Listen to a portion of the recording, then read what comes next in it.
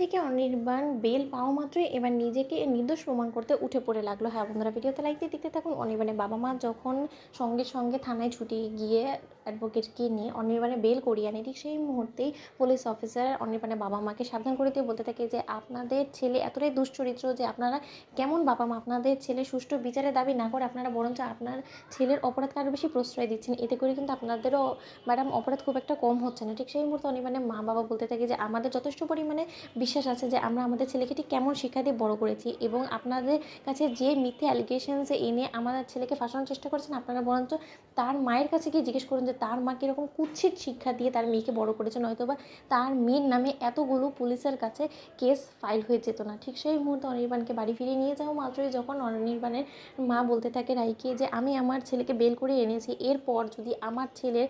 উপরে তুমি একবারও মিথ্যে অ্যালিগেশনস এনে আমার ছেলেকে বিপর্যস্ত করার চেষ্টা করো রাই, আমি কিন্তু ভুলে যাবো যে তুমি আমার ছেলের সন্তানের মা হতে চলেছো। ঠিক সেই মুহূর্তে রাই বলতে থাকে যে অনির্বাণ, যতদিন পর্যন্ত না তুমি নির্দোষ প্রমাণ করতে পারছো নিজেকে, ততদিন পর্যন্ত আমি তোমার মুখ দর্শন করতে চাই না, তাই আমি এক্ষুনি আমার বাড়ি চলে যাচ্ছি। ঠিক সেই মুহূর্তেই অনির্বাণের মা বলতে থাকে যে অনির্বাণ এই যাত্রায় তুমি ওকে কোনো মতে আটকানোর চেষ্টা করবে না। ঠিক সেই মুহূর্তে অনির্বাণ বলতে থাকে যে না রাই, আমি যখন দোষ করেছি তাহলে না হয় তুমি আমার সঙ্গে এক ছাদের তলায় নাই বা রইলে, এক রুমে আমরা নাই থাকতে পারি, কিন্তু তার সত্ত্বেও তোমাকে এই বাড়িতেই থাকতে হবে, কারণ তুমি ভুলে গেলে চলবে না তুমি আমার সন্তানের মা হতে চলেছো। ঠিক সেই মুহূর্তে এক পর্যায়ে রাইকে যখন জোর জবরদস্তি করে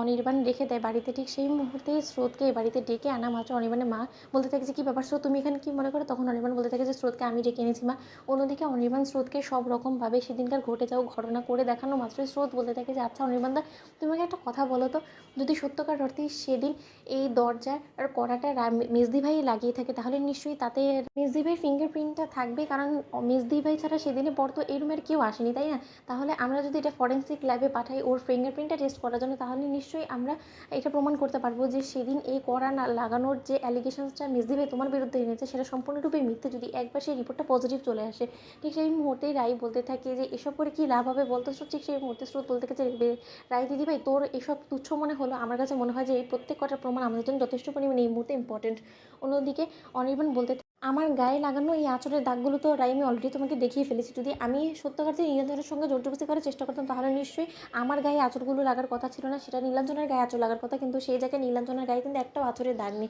আর তার থেকে বড় কথা, আমি যে দরজা নক করেছিলাম সেটা কিন্তু সিসিটিভি ক্যামেরা সম্পূর্ণরূপে উঠবে, কারণ আমাদের বারান্দার মধ্যে কিন্তু একটা সিসিটিভি ক্যামেরা আছে, সেখানে কিন্তু সম্পূর্ণরূপে সব কিছু বোঝা যাবে। অন্যদিকে যখন স্রোত সার্থক সেই সিসিটিভি ক্যামেরাটা চালিয়ে দেখে সেখানে অনির্বাণের অনেকক্ষণ দাঁড়িয়ে বাইরে নক করার অবস্থাটা দেখা মাত্রই রাইয়ের